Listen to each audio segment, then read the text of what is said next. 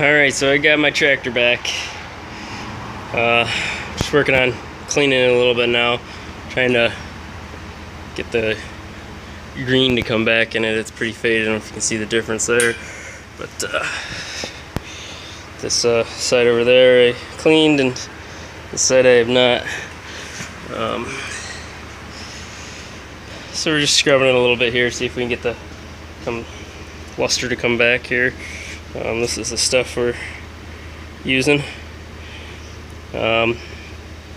So I took this into the shop because it had a small oil leak that was dripping right down underneath the front differentials where it was coming down. They discovered that the front cover was leaking on the motor, which apparently for the John Deere 4720 tractors is a common occurrence, typically happening under 200 hours. This had about 400 hours when I noticed it.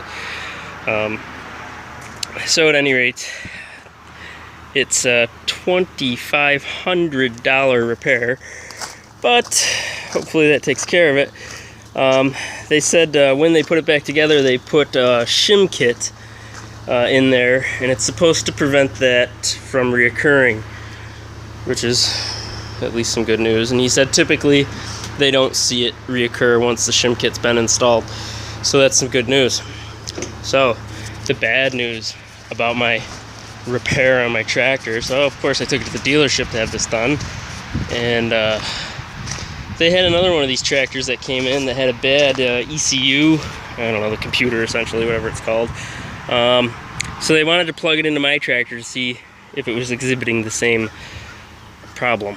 So they plugged it in my tractor with about 420 hours on it, and it downloaded the hours from the other guy's tractor onto my tractor. So now my tractor is showing 1,600 hours.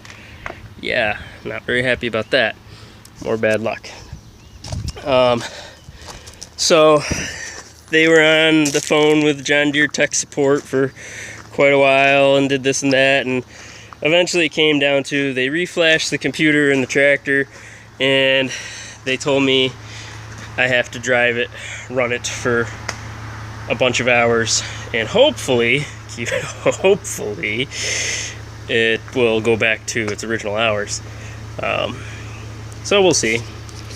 I've got about a whole 20 minutes on it since I got it back home here. My yard is like a swamp, so I can't really do too much with it, unfortunately. But we'll see after I get a few hours on it. Hopefully it resets and that the problem will be resolved. Otherwise, it's going back to the dealer.